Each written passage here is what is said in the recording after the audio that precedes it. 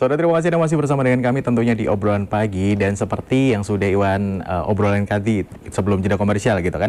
Kita akan bahas terkait dengan cuaca yang tidak menentu ya. Tema kita cuaca ekstrim, kesiapsiagaan masyarakat. Kalau kita berbicara soal yang namanya cuaca, sekarang memang lagi puncaknya musim penghujan gitu kan. Pagi tuh kadang panas, siangan dikit sudah mendung, sore hujan, malam hujan lagi begitu ya. Dan kita akan bahas bersama dengan narasumber yang sudah bergabung bersama dengan kita. Beliau adalah Bapak Romadi, beliau adalah forecaster dari Stasiun Meteorologi Yogyakarta, dan ini juga kita akan mencoba bergabung bersama dengan Bapak Warjono SSI Mkom. Beliau adalah Kepala Stasiun Meteorologi Yogyakarta. Kita akan bergabung dulu bersama dengan Bapak Romadi dari forecaster Stasiun Meteorologi Yogyakarta. Selamat pagi Bapak Romadi. Halo, selamat pagi Bapak Iwan. Bagaimana kabar Anda Bapak hari ini? Alhamdulillah, kabar baik. Alhamdulillah. Walaupun cuaca sedang tidak menentu begitu ya Bapak ya? Betul sekali Pak. Baik. Ya, Bapak Romadi, kita akan bahas terkait dengan tema kita, yaitu cuaca ekstrim, kesiapsiagaan masyarakat. Tapi sebelum kita masuk untuk tema kita nih, saya pengen tahu dulu nih terkait dengan apa sih yang dimaksud dengan cuaca ekstrim dalam istilah meteorologi, Bapak? Baik. Secara umum memang cuaca ekstrim itu cuaca yang tidak lazim seperti cuaca-cuaca biasanya. Sehingga misalnya seperti hujan yang intensitasnya sangat lebat melebihi dari normalnya, ini dimaksud juga cuaca ekstrim. Kemudian temperatur yang biasanya normalnya di wilayah tinggi ini misalnya 32 atau hingga 33, ini bisa mencapai lebih dari 33. Ini juga termasuk juga dibilang cuaca yang sangat ekstrim. Kemudian juga kecepatan angin yang biasanya normalnya hanya sekitar 17 hingga 20 knot atau kisaran 38 km per jam, namun ini bisa melebihi hingga cuaca ekstrim dengan cuaca yang tidak lazim atau melebihi dari ambang batas yang sudah ditentukan oleh BMKG. Secara umumnya demikian. Baik, nih kalau gambaran umum yang ada di Yogyakarta atau yang sekarang sedang terjadi di Indonesia, kita masuknya ke lebih spesifik di Yogyakarta begitu ya Bapak ya. Nah, kalau untuk gambaran di Yogyakarta sendiri untuk perakhiran cuaca sebenarnya itu memang masuk ke ekstrim atau bagaimana Bapak Romadi? Kalau untuk cuaca di wilayah DG ini memang untuk saat ini belum masuk dalam kategori ekstrim. Dari kategori curah hujan juga belum masuk yang ekstrim, juga kecepatan angin. Memang di beberapa hari kebelakang kecepatan angin di wilayah terutama di selatan DIY ini cukup kencang.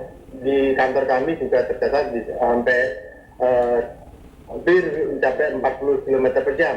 Namun sifatnya hanya sebentar saja. Ini juga masuk sudah cukup perlu diwaspadai dan juga belum masuk ke ekstrim.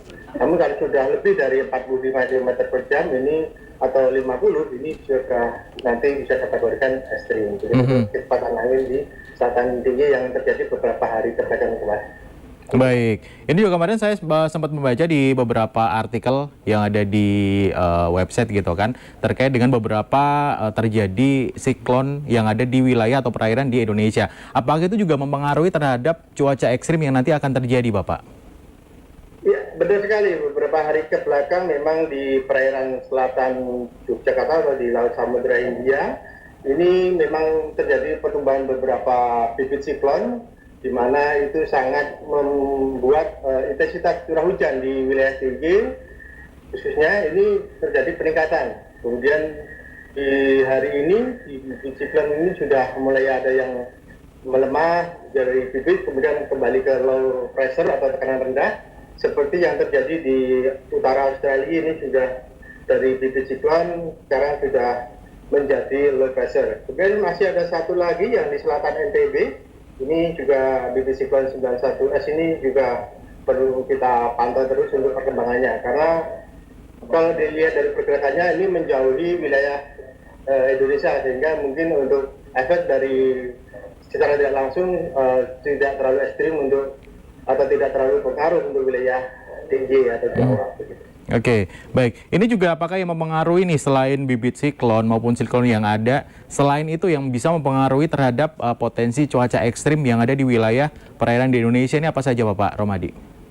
Ya, selain dari pola tekanan rendah yang akhirnya menjadi bibit siklon dan menjadi siklon, ini salah satunya trigger untuk membuat cuaca ekstrim di wilayah Jawa atau wilayah DIY. Ini salah satunya. Kemudian juga monsun. Nah, saat ini monsun ini juga sangat berpengaruh karena saat ini di wilayah DIY terjadi musim daratan sehingga ini sangat membuat suplai uap air di wilayah Jawa untuk wilayah DIY ini sangat kuat sehingga di wilayah DIY ini untuk perubahan hujan ini sangat memungkinkan di bulan-bulan Januari ini begitu.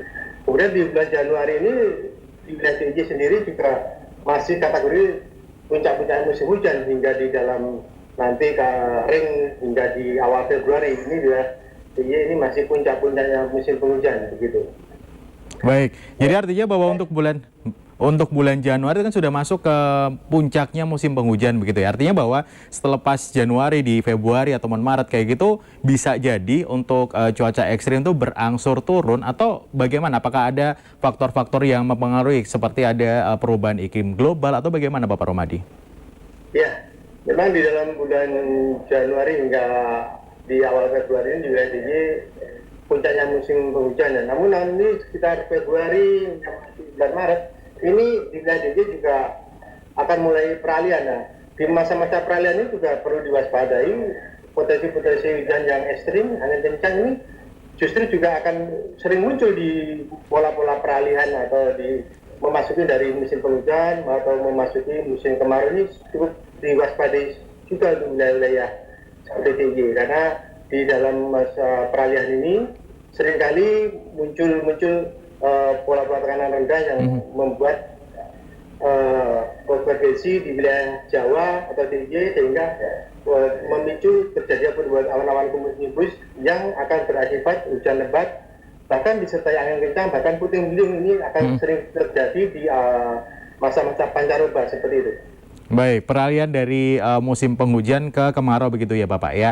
Nah, kalau yang untuk saat ini terjadi Bapak Romadi, untuk jenis yang paling sering terjadi di Indonesia maupun di Yogyakarta terkait dengan cuaca ekstrim apa saja Bapak? Ya, yang sering terjadi di sini yang di wilayah Indonesia hampir sebagian besar memasuki musim hujan. Jadi yang sering terjadi adalah hujan lebat. Hujan lebat, kemudian juga angin kencang seperti beberapa kemarin itu di tetangga kita di Jawa Tengah juga terjadi angin puting beliung. Ini terjadi di sore hari. Jadi seperti saat ini yang sering muncul terjadi adalah hujan lebat dan disertai angin kencang atau bahkan puting beliung begitu. Baik, hujan lebat, puting beliung dan beberapa hujan disertai dengan angin juga begitu ya Bapak ya? Baik. Ini tanda-tanda awal yang biasanya masyarakat umum bisa lihat nih Bapak terkait dengan akan terjadinya cuaca ekstrim itu apa saja Bapak?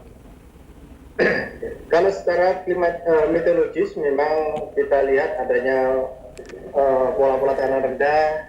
Kalau kita di selatan Yogyakarta ini di Samudra Hindia ini seringkali muncul pola-pola tekanan rendah yang kita amati kemudian meningkat dari pola tekanan rendah menjadi bibit siklon, siklon. Nah itu yang salah satu yang perlu kita waspadai. Salah satu dari trigger dari cuaca ekstrim yang bisa memicu cuaca ekstrim di wilayah ini. Baik. Ya. Ini kembali nih terkait dengan stasiun meteorologi Yogyakarta Bapak. Ini bagaimana dari stasiun sendiri memprediksi nih terkait dengan cuaca yang akan terjadi di wilayah Indonesia, apalagi di Yogyakarta? Ya. Memang di kantor kami ini peralatan sudah kategorinya sudah tinggi, sudah canggih ya. Jadi setiap hari kita melakukan pengamatan dari suhu, kemudian pola tekanan rendah, kemudian juga pertumbuhan awan. Ini kita amati tiap 30 menit ya teman-teman di observer melakukan pengamatan. Dari pengamatan itu kita bisa mengambil untuk memprediksi beberapa hari ke depan atau untuk nokesting beberapa jam ke depan. Nah, ini untuk kondisi lokal yang kita lakukan. Namun untuk kondisi global, kita juga melihat pola apa yang sedang hit atau sedang aktif di kondisi cuaca di global ini. Nah, ini juga nanti kita analisis apakah dari kondisi gangguan dari global ini nanti akan mempengaruhi pola cuaca di wilayah DIY tidak begitu. Namun yang cukup kita perhatikan adalah cuaca lokalnya. Baik, artinya bahwa ketika kita melihat di salah satu situs dari BMKG mungkin begitu ya, ada beberapa informasi perakiraan cuaca. Itu bisa dilihat sampai dengan sejauh mana nih Bapak? Misalnya 7 hari ke depan kah? Atau bisa 2 minggu ke depan? Atau kita bisa ngelihatnya hanya beberapa hari ke depan terkait dengan informasi cuaca yang ada di wilayah Yogyakarta? Ya, untuk DIY, untuk Slamet Yogyakarta memang kita fokusnya untuk 1 minggu atau 10, maksimal 10 hari ke depan. Jadi kita memprediksi atau mengeluarkan perakiraan cuaca 3 harian, koreksi perakiraan cuaca harian. Kita juga mengeluarkan untuk kondisi cuaca 1 hari itu di wilayah DIY. Kemudian juga kita memprediksi 3 hari ke depan seperti apa cuaca di wilayah DIY, akan terjadi cuaca ekstrim, hujan lebat atau yang lainnya. Kemudian juga kita mengeluarkan perakiraan 7 hari ke depan. Nah, ini juga kita mengeluarkan perakiraan 7 hari ke depan untuk mengantisipasi bila terjadi cuaca ekstrim yang terjadi di DIY, masyarakat bisa lebih tahu atau bisa mengantisipasi terlebih awal sebelum terjadinya bencana yang akan terjadi di wilayah DIY. Jadi kita mengeluarkan harian, 3 harian, bahkan 1 minggu ke depan untuk wilayah DIY kita mengeluarkan, dan kita update untuk harian kita update setiap harinya, kemudian untuk 3 harian kita update setiap 3 hari kita update. Dan untuk yang mingguan juga kita update setiap 7 hari sekali, begitu.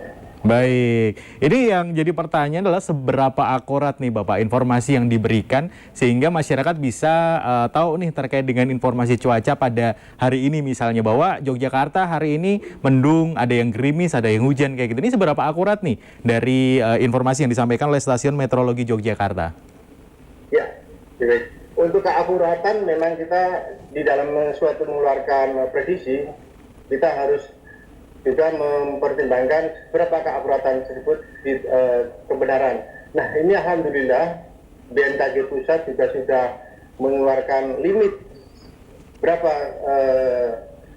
perakiraan yang terjelek, atau kita dikasih batas, ambang batas bahwa perakiraan kita akuratnya minimal 80%. Namun alhamdulillah untuk perakiraan DIY atau perakiraan sampai Yogyakarta ini justru sudah bisa melampaui dari target yang ditetapkan nasional.